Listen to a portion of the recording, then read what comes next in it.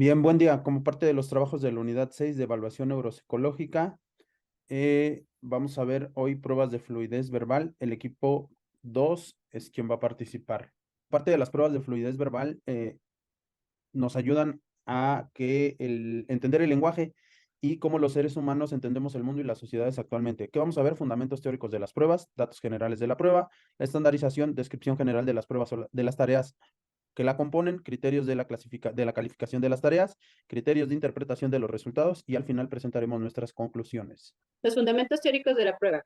Alier y Wheeler en 2012 mencionan que el lenguaje es una de las habilidades humanas que tienen el mayor problema de desarrollo, pues requieren de factores tales como la madurez neuropsicológica, la afectividad, el desarrollo cognitivo y la maduración de los órganos periféricos del lenguaje.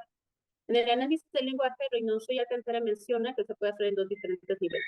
El nivel fonológico, que estudia el sistema de sonidos como un inventario fonético, el cual tiene reglas de interpretación y prosodia, y el nivel léxico-semántico, en el que analiza las representaciones del vocabulario y su significado.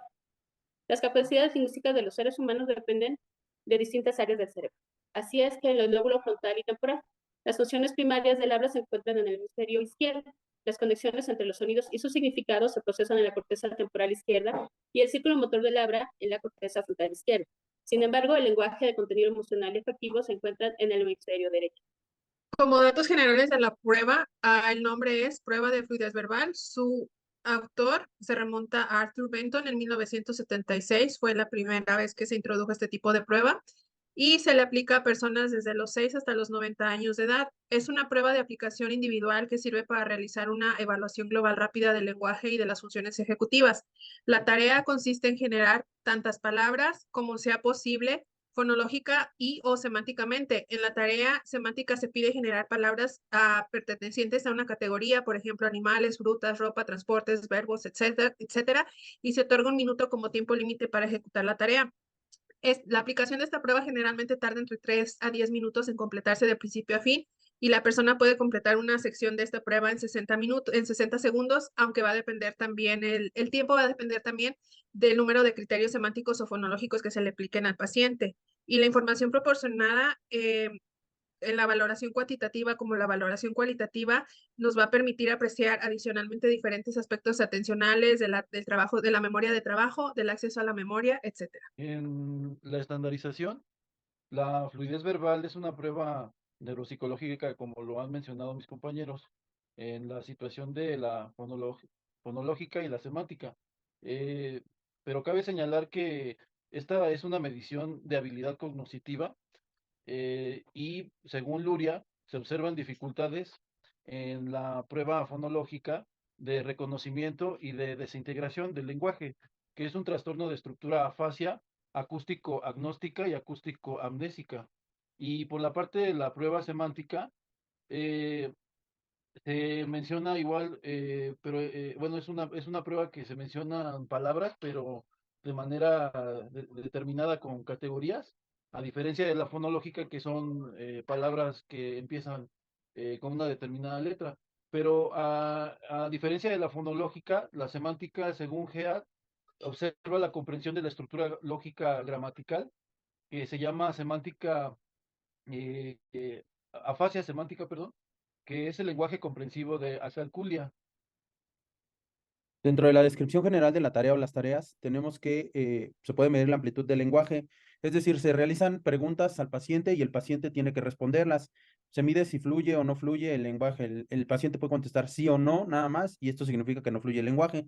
La estructura sintáctica y gramatical del lenguaje oral se pide que siga instrucciones simples, después complejas, o que repita frases, sí, y se van calificando los errores. En la fluidez verbal, al realizar preguntas, se evalúa si fluye la conversación o no y se evalúa la velocidad, las pausas, la entonación para ver la forma en la que comprende el paciente. Estructuración sintáctica evalúa la articulación de frases, comprensión o que describa alguna situación. Y en la gestualidad y prosodia se lee algún enunciado al paciente y se le pide que explique lo que comprende. Pueden usarse refranes o metáforas. En la calificación de esta prueba se debe anotar la cantidad de palabras, así como si estas son perseverativas o intrusivas. Las perseverativas son las palabras que se repiten después de haber sido mencionadas y las intrusivas son las que incumplen la instrucción dada. Además, si la persona dice una palabra y se autocorrige, se anota y se tacha, entendiéndose esto que no cuenta.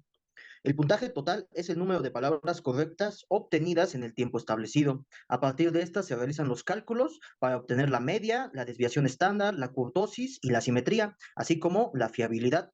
También se pueden comparar estos resultados con la tabla del test de Barcelona para conocer el mínimo esperado. Dentro de los criterios de interpretación de los resultados, bueno, la fluidez verbal nos va a ayudar a medir principalmente la velocidad y facilidad de producción verbal. Además, va a evaluar la disponibilidad para iniciar una conducta en respuesta ante una tarea novedosa. También va a valorar las funciones del lenguaje como denominación, tamaño del vocabulario, la velocidad de respuesta, la organización mental, las estrategias de búsqueda, así como la memoria a corto y largo plazo. Para calificar el test de fluidez verbal, así como también ya mi compañero lo mencionó anteriormente, cuenta el número total de animales o palabras que la persona es capaz de producir. Una puntuación de menos de 17 indica preocupación, aunque algunos profesionales usan 14 como límite. Por lo general, si alguien obtiene una puntuación menor a 17, el administrador de la prueba usará pruebas adicionales para evaluar más en profundidad la cognición. Y en la prueba de fluencia verbal semántica, se considera que el resultado normal para adultos es de 29 o más aciertos y de 27 o más si se trata de ancianos. Los errores se contabilizan, pero no restan puntos al total. Esta prueba tiene una sensibilidad del 79% y una especificidad del 82%. Dentro de las conclusiones a las que llegamos como equipo, entendemos que las pruebas son parte de la evaluación neuropsicológica y pueden ser aplicadas por un grupo interdisciplinario, es decir, médicos, psicólogos, neuropsicólogos o especialistas en lenguaje, para identificar las fallas en los diferentes niveles y las causas que originan las deficiencias en el lenguaje. Los errores pueden ser internos o externos, es decir, se generan durante el desarrollo del individuo o pueden ser adquiridos ya una vez que se domine el lenguaje, y esto puede ser a causa de lesiones o patologías a través de la vida del individuo. Si quieren conocer un poco más acerca de esto, pueden visitar la bibliografía que ponemos a continuación.